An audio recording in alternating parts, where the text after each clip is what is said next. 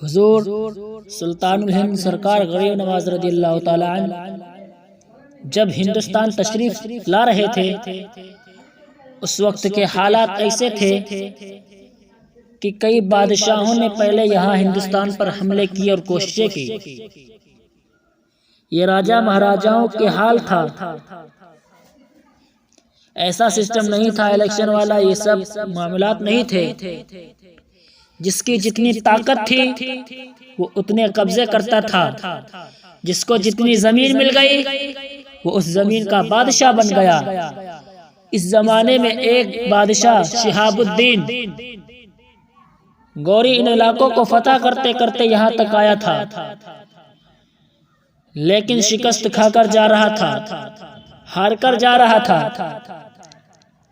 یہ وہ وقت تھا جب معین الدین حسن چشتی غریب نواز رضی اللہ تعالیٰ عنہ دو چند فقیروں کے ساتھ ہندوستان تشریف لے آ رہے تھے۔ مشکل سے 7 یا 8 لوگوں کی جماعت تھی جو ہندوستان کی طرف آ رہی تھی۔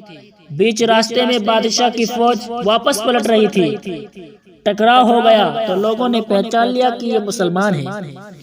بادشاہ نے کہا پوچھو یہ کہاں جا رہے ہیں؟ تو بادشاہ نے ایک قاصد کو بھیجا، کوئی آیا حضرت غریب نواز رضی اللہ تعالیٰ عنہ سے پوچھا کہ بابا کہاں جا رہے ہو؟ تو حضرت غریب نواز رضی اللہ تعالیٰ عنہ نے جواب دیا ہندوستان فتح کرنے جا رہا ہوں۔ درویشوں کی چھوٹی جماعت اور بات کس بات کی کر رہے ہیں؟ یہی تو توکل اور یقین ہے جس کو اقبال نے کہا تھا، نکل کر صحرا سے جس نے الٹ دیا تھا تخت روما کو، نکل کر صحرا سے جس نے الٹ دیا تھا تخت روما کو، سنا ہے قدسیوں سے میں نے کہ وہ شعر پھر سے ہوشیار ہوگا۔ ہمیشہ سے اللہ رب العزت نے 313 کے ذریعے فتح اسلام فرمائی، اور کیسر و کسرا کو ڈھانے والی دھول چٹانے والی جماعتیں بڑی بڑی نہیں تھی، وہ وہی صحابہ تھے جو چند کھجوروں پر گزارا کرتے تھے۔ جب یہ جواب ملا تو یہاں کہنے لگنے لگے کہ یہ دیوانوں کی جماعت ہے اور اتنی بڑی بات کر رہے ہیں۔ اکثر ایسا ہوتا ہے کہ جب چھوٹا بڑی بات کرے تو لوگ اس کا مذاق اڑاتے ہیں، لیکن انہوں نے جس کو چھوٹا سمجھا تھا در حقیقت وہی پورے ہندوستان کا بادشاہ بھی تھا۔ اس نے کہا کہ آپ نے دیکھا ہماری فوج کو، ہمارے پاس اتنے ہاتھی، اتنے گھوڑے، اتنا ساز و سامان، اتنی بڑی بڑی لشکری، اور ہم شکست کھا کر آ رہے ہیں۔ وہاں بڑی بڑی طاقتیں موجود ہیں۔ آپ نے بہت پیارا جواب دیا، ہاں فرق یہی ہے شہاب الدین تو گیا تھا ہاتھی اور گھوڑوں کے بھروسے، معین الدین جا رہا ہے اللہ کے بھروسے۔ یہی توکل ہمیشہ اہل حق کو فتح یاب کرتا ہے، یہی توکل اللہ کی ذات پر یقین ہمیشہ اہل حق کو سربلندی رکھتا ہے۔ آج میں تمہیں ایک میسج دے کر جا رہا ہوں جو ہمیشہ تمہارے دلوں کو مطمئن رکھے گا اور حوصلہ بڑھا کر رکھے گا۔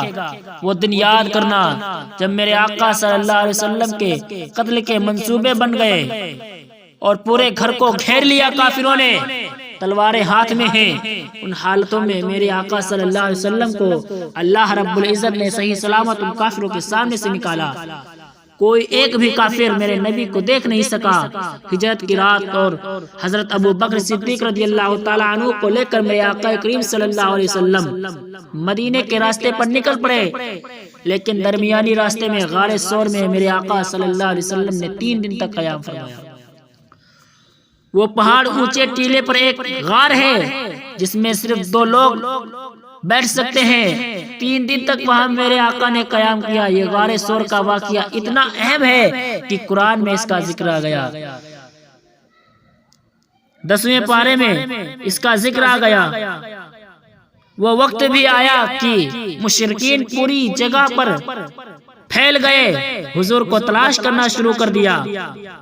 ہر کونے پر انہوں نے قاصد بھیج دیے کہ کس طرف گئے ہیں، اور وہ قدموں کے نشان دیکھتے دیکھتے غار ثور تک بھی پہنچ گئے تھے، اور اس کے اونچائی 5000 فٹ اونچی ہے، غار سور تک پہنچ گئے تھے۔ حضرت ابو بکر صدیق فرماتے ہیں کہ مجھے ان مشرکین کے پیر نظر آنے لگے، ان کی آہٹ محسوس ہو گئی۔ یہ 2 لوگ ہیں اور وہ پوری جماعت ہے، بری نیت سے آئے ہیں، قید کریں گے، ماریں گے، کچھ بھی کر سکتے ہیں۔ اللہ تعالیٰ کو جب حفاظت فرمانا ہے تو حفاظت دیکھو کس طرح، کس انداز میں کرتا ہے۔ روایتیں بتاتی ہیں کہ مکڑی نے جالا بنا، کبوتری نے انڈے بنے، اور مشرکین دیکھ کر سمجھ گئے یہاں کوئی برسوں سے نہیں آیا، تو وہ وہاں سے الٹے پاؤں واپس ہو رہے تھے۔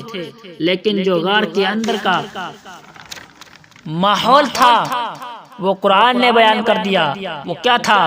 صدیق اکبر رضی اللہ تعالی عنہ کا دل بے چین ہونے لگا، اپنی جان نہیں، مصطفیٰ کی جان، حضور کی ذات کی فکر کرتے ہوئے کہ کوئی کافر حضور کو تکلیف نہ پہنچائے۔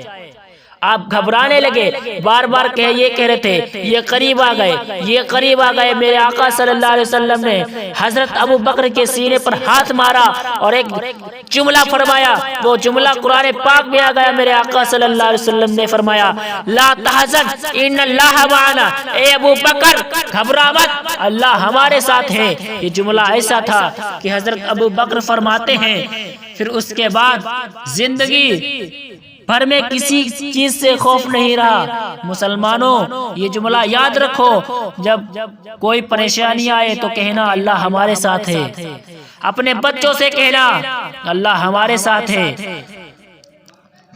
جو بندے اللہ کو اکبر کہتے ہیں صبح سے شام تک، کیا اللہ ان کے ساتھ نہیں ہے؟